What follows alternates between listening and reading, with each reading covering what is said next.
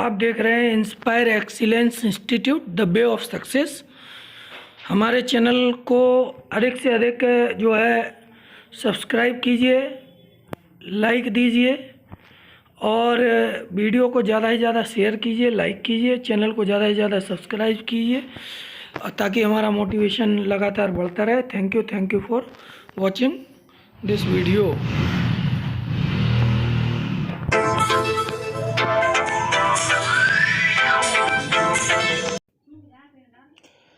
Good morning students, my self Jitendra Kumar. मेरा नाम जितेंद्र कुमार है और आप लोग देख रहे हैं इंस्पायर एक्सीलेंस इंस्टीट्यूट। आज हमारा जो विषय है वो है मनोविज्ञान का एक बहुत महत्वपूर्ण टॉपिक है जिस पे आज हम चर्चा करेंगे। उस विषय का नाम है, जो मनोविज्ञान का बहुत महत्वपूर्ण टॉपिक है उसका नाम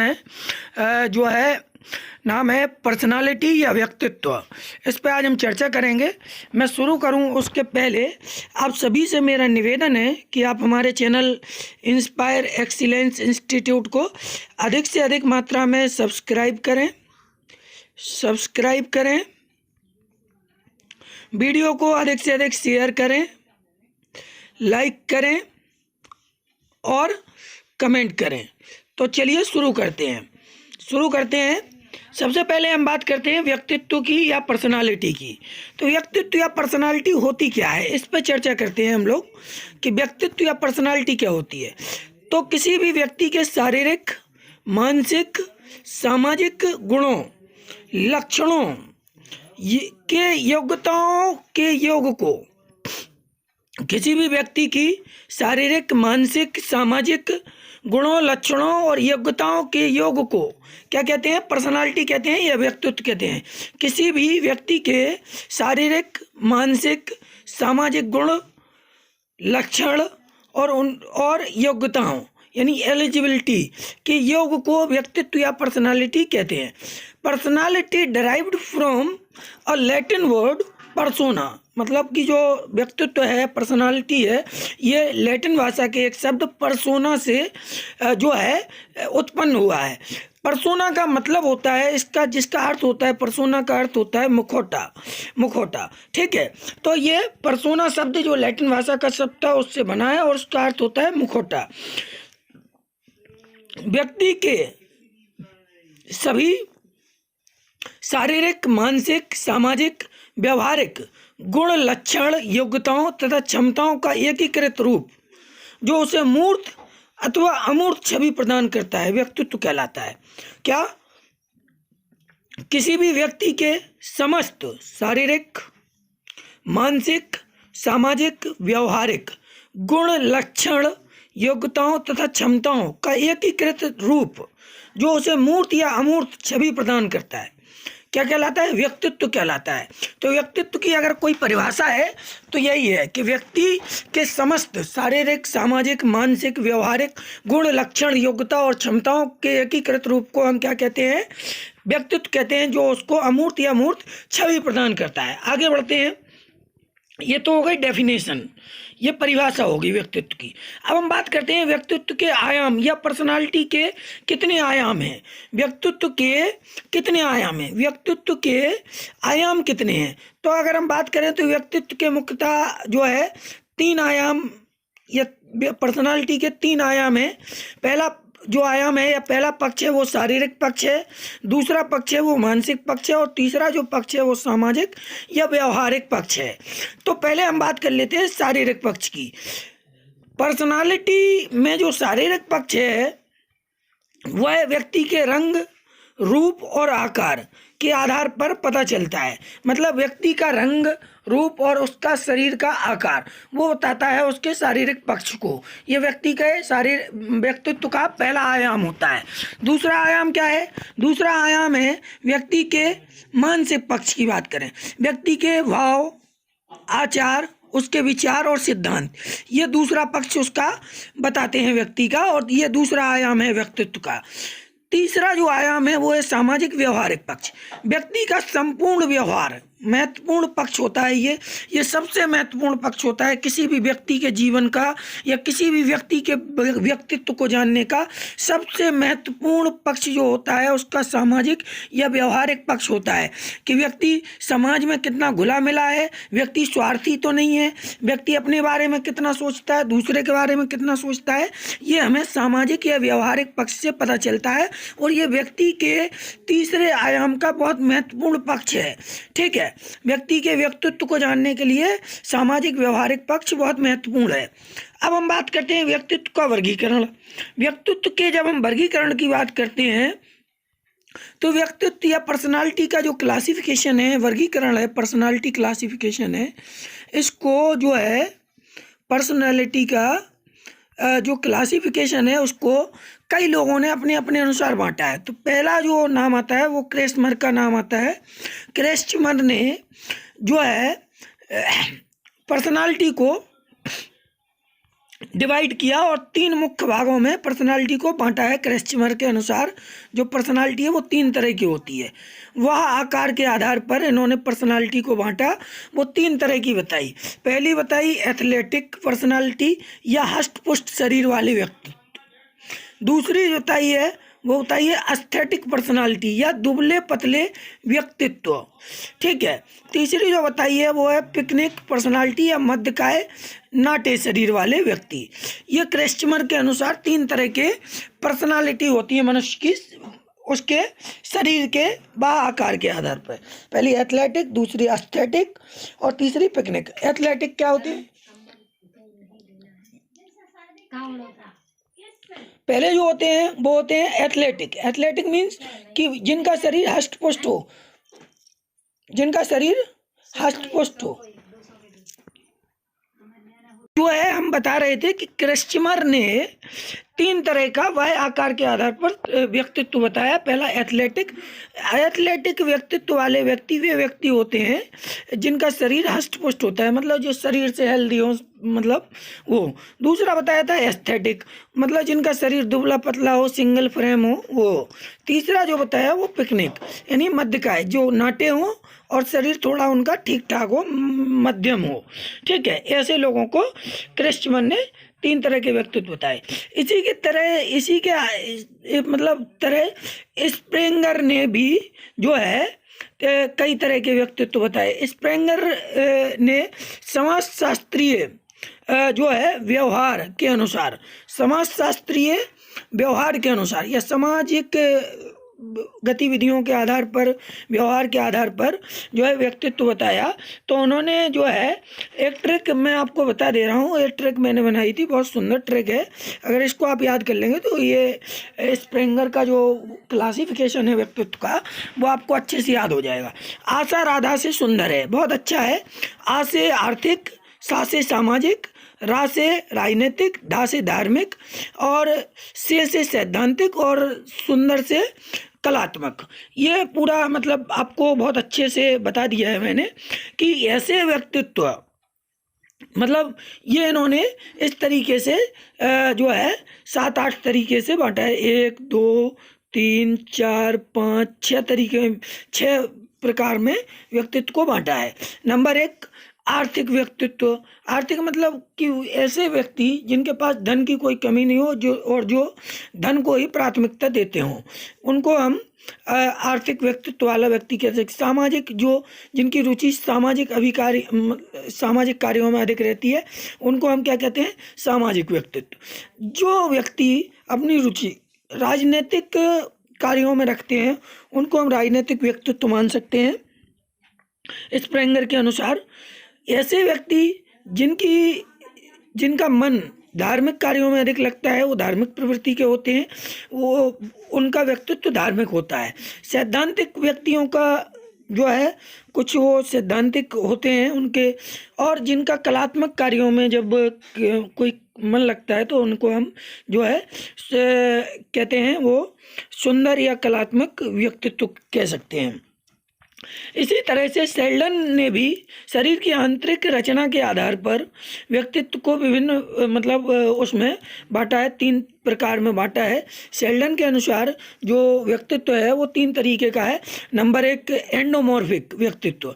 एंडोमॉर्फिक का मतलब होता है कि पेशीय प्रधान मॉर्फिक, मतलब जिनके शरीर में पेशियां अधिक हों और शरीर गोलाकार हो, ऐसे व्यक्ति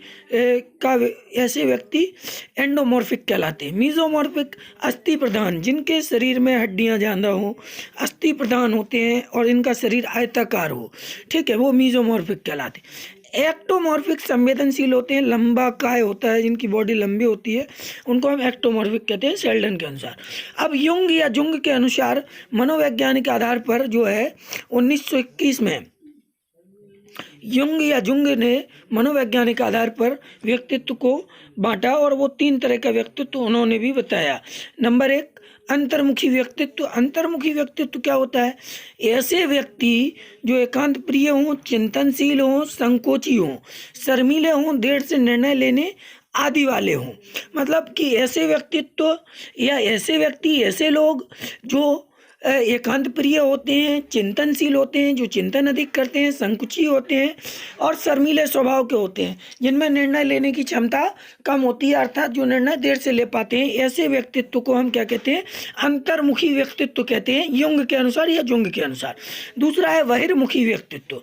बहिर्मुखी व्यक्तित्व कहते हैं वाले व्यक्ति मिलनसार होते हैं, समाजवादी होते हैं, यथार्थवादी होते हैं और व्यवहार कुशल होते हैं, भौतिकवाद से अधिक लगाव रखते हैं।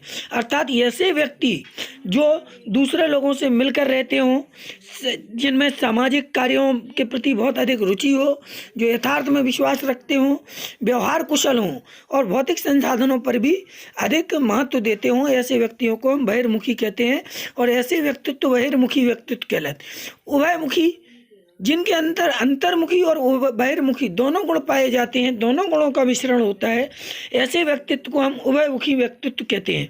अब व्यक्तित्व के सिद्धांत या थ्योरी ऑफ पर्सनालिटी, तो पहला जो सिद्धांत है वो मनोविश्लेषिक सिद्धांत है, मनोविश्लेषणवाद का सिद्धांत है और ये फ्राइड ने दिया है। फ्राइड के अनुसार जो है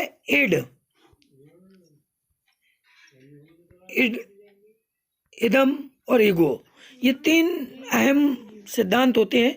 इस सिद्धांत के अनुसार व्यक्तित्व का निर्माण व्यक्ति की शारीरिक, मानसिक और आत्मिक प्रवृत्तियों से मिलकर होता है। किन किन से मिलकर होता है? इस सिद्धांत के अनुसार पर्सनालिटी का निर्माण व्यक्ति की शारीरिक, मानसिक और आत्मिक प्रवृत्तियों से मिलकर होता है। ये फ्राइड के अनुसार व्यक्तित्व का पहला सिद्धांत है। दूसरा सिद्धांत है व्यक्तित्व का प्रतिकारक सिद्धांत, जिसे आरबी कैटल ने दिया था। इस सिद्धांत के अनुसार चरित्र से ही व्यक्ति का निर्माण होता है। अगर किसी का चरित्र बहुत बढ़िया है तो उसी से ही उसका व्यक्तित्व बढ़िया बनेगा। चरित्र का संगठन आहार, विहार, आचार और विचार, इन सब से मिलकर होता है। आहार में 5 इंद्रियों के माध्यम से क्या प्राप्त करता है व्यक्ति, ये ज्ञात होता है। व्यवहार में आदमी का व्यवहार और आचरण में व्यक्ति का आचरण और विचार में आदमी की सोच, ये सारी चीज़ें मिल कर के व्यक्ति के व्यक्तित्व का निर्माण करती हैं। ये आरबी कैटल ने बताया है, ठीक है, कि चरित्र से ही व्यक्तित्व का निर्माण होता है और चरित्र का जो संगठन होता है वो आहार, विहार, आचार, विचार, इन सब से मिलकर होता है। तीसरा जो सिद्धांत है वो है आलपोर्ट का सिद्धांत या आलपोर्ट सिद्धांत। ये आलपोर्ट ने दिया था। इसके अनुसार आनुवांशिकता तथा वातावरण का संयुक्त परिणाम ही पर्सनालिटी है या व्यक्तित्व है। आलपोर्ट के अनुसार व्यक्तित्व की परिभाषा, व्यक्तित्व व्यक्ति की मनोदैहिक प्रवृत्तियों का गत्यात्मक संगठन है जो वातावरण के साथ अपूर्व समायोजन स्थापित करता है, ठीक है। इसको हम क्या कहते हैं? आलपोर्ट के सिद्धांत को, कि व्यक्तित्व व्यक्ति की मनोदैहिक प्रवृत्तियां, मन से जो प्रवृत्तियां उत्पन्न होती हैं उनका संगठन होता है और वातावरण के साथ ये अपूर्व समायोजन स्थापित करता है, तो इससे ही व्यक्तित्व का निर्माण होता है। अब व्यक्तित्व के अध्ययन की विधियां, ये बहुत इंपॉर्टेंट टॉपिक है।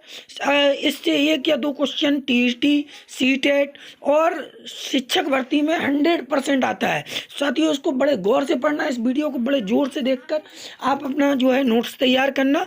और अगर कोई आपको संशय हो तो कमेंट बॉक्स में अपने प्रश्न का मतलब उत्तर जानने के लिए कमेंट कीजिए, वीडियो को अधिक से अधिक शेयर कीजिए अन्य ग्रुप्स में, और लाइक तो आप करिए ही, क्योंकि मैं बहुत मेहनत करता हूँ आप लोगों के लिए, और आप लोग जब लाइक नहीं करते हैं, मोटिवेशन नहीं मिलता है जब हम लोगों को, आप मोटिवेट नहीं करेंगे तो हमारा मनोबल गिरेगा, फिर हम इतने अच्छे वीडियो आपको उपलब्ध नहीं करा पाएंगे। तो अब हम चलिए शुरू करते हैं। किसकी बात? व्यक्तित्व के अध्ययन की, पर्सनालिटी मेजरमेंट की विधियाँ। तो पहली विधि जो है वो है सब्जेक्टिव मेथड, और दूसरी विधि होती है ऑब्जेक्टिव मेथड। सब्जेक्टिव मेथड विषयनिष्ठ होता है, आत्मनिष्ठ विधियाँ होती हैं, और व्यक्ति की विधियाँ होती है। इसमें हम क्या करते हैं कि व्यक्ति को सब्जेक्ट के आधार पर, जैसे इंटरव्यू लेते हैं, क्वेश्चनायर बना के उससे प्रश्न करते हैं, व्यक्ति की ऑटोबायोग्राफी का अध्ययन करते हैं, व्यक्ति के पड़ोसियों से जानते हैं, उसकी केस स्टडी करते हैं, उसके जीवन की घटनाओं के बारे में उसके आस पड़ोस के व्यक्तियों से जानते हैं। इसको हम क्या कहते हैं? जीवन इतिहास या case study. These are the subjective method of personality measurement. ठीक है। इसके अलावा ऑब्जेक्टिव मेथड है। ऑब्जेक्टिव मेथड में हम लोग क्या पढ़ते हैं? शारीरिक परीक्षण या फिजियोलॉजिकल टेस्ट। इसके अंतर्गत व्यक्ति के शारीरिक लक्षणों जैसे लंबाई, मोटाई, हृदय गति, रक्तचाप, डीएनए आदि का टेस्ट किया जाता है। शारीरिक परीक्षण, फिजियोलॉजिकल टेस्ट किए जाते हैं। That is the objective methods of the personality measurement. दूसरा है कंट्रोल्ड ऑब्जर्वेशन। एक दशा विशेष में या मनोविज्ञान प्रयोगशाला में साइकेट्रिक के द्वारा या मनोवैज्ञानिक के द्वारा व्यक्ति के व्यवहार का नियंत्रित परीक्षण, वो क्या कहलाता है? Controlled observation. That is control observation. तीसरी जो मेथड है वो है सोशियोमेट्री। इसको जो है जे.एल. मोरेनो ने दिया था। जे.एल. मोरेनो इसके प्रतिपादक हैं सोशियोमेट्री के। सामाजिक व्यवहार और व्यक्तिगत व्यवहार में गणितीय विधियों के माध्यम से हम समानता और असमानता का जब अध्ययन करते हैं तो उसको हम सोशियोमेट्री कहते हैं। That is sociometry. नेक्स्ट जो मेथड है वो है रेटिंग स्केल। चौथी मेथड। ठीक है। चौथी मेथड है रेटिंग स्केल। व्यक्ति के व्यवहार में गणितीय विधियों के माध्यम से समानता असमानता का अध्ययन रेटिंग स्केल कहलाता है। That is rating scale. अब जो इम्पोर्टेंट विधियां हैं, तीसरी, एक तो सब्जेक्टिव हो गई, ऑब्जेक्टिव हो गई। अब ऑब्जर्वेटिव या प्रक्षेपी विधियां हैं ऑब्जर्वेशन करने के बाद। तो पहली विधि है रोरसा स्याही धब्बा परीक्षण। ये हरमन रोसार्स ने 1921 में टेस्ट किया था। 10 कार्ड इसके अंदर दिए। 5 कार्ड जो है बच्चों को ब्लैक दिए गए, 2 कार्ड ब्लैक एंड वाइट दिए गए और रेड भी दिए गए, 3 कार्ड रंगीन दिए गए, और फिर इनका कलर जानने की कोशिश की गई। दैट इज रोरसा स्याही धब्बा परीक्षण, और इसको हरमन रोसार्स ने दिया था 1921 में। वेरी वेरी इंपॉर्टेंट, इससे तो पक्का क्वेश्चन बनता ही है, इसको बहुत अच्छे से आप जान लीजिए। दूसरा जो टेस्ट है प्रक्षेपी मेथड का वो है थियोमेट्रिक एप्रिसिएशन टेस्ट या TAT। इसको मुरे और मॉर्गन ने इस टेस्ट को दिया था 1935 में, 1935 में। इसमें 3 कार्ड होते हैं और 3 कार्डों के माध्यम से व्यक्ति का परीक्षण किया जाता है। तीसरा जो टेस्ट है वो है CAT, children apperception test. Leopold Bellak ने 1948 में इसको दिया था। 10 जानवरों के चित्रों के माध्यम से 3 से 11 वर्ष के बच्चों के लिए टेस्ट किया जाता है। बहुत महत्वपूर्ण टेस्ट है। तो ये सारे टेस्ट हैं। अब पादम पूर्ति परीक्षण है जिसको पाइन और टेंडर ने 1930 में दिया था। इसको भी आप लोग याद कर लीजिए। ये सभी पर्सनालिटी मेजरमेंट के टेस्ट थे। तो साथियों, अगर ये वीडियो आपको बहुत अच्छा लगे तो अधिक से अधिक इसको प्लीज़ शेयर कर दीजिए और ज़्यादा से ज़्यादा लाइक कीजिए। कमेंट बॉक्स में अपनी क्वेरीज लिखिए और चैनल को अधिक से अधिक जो है आप लोग सब्सक्राइब कीजिए।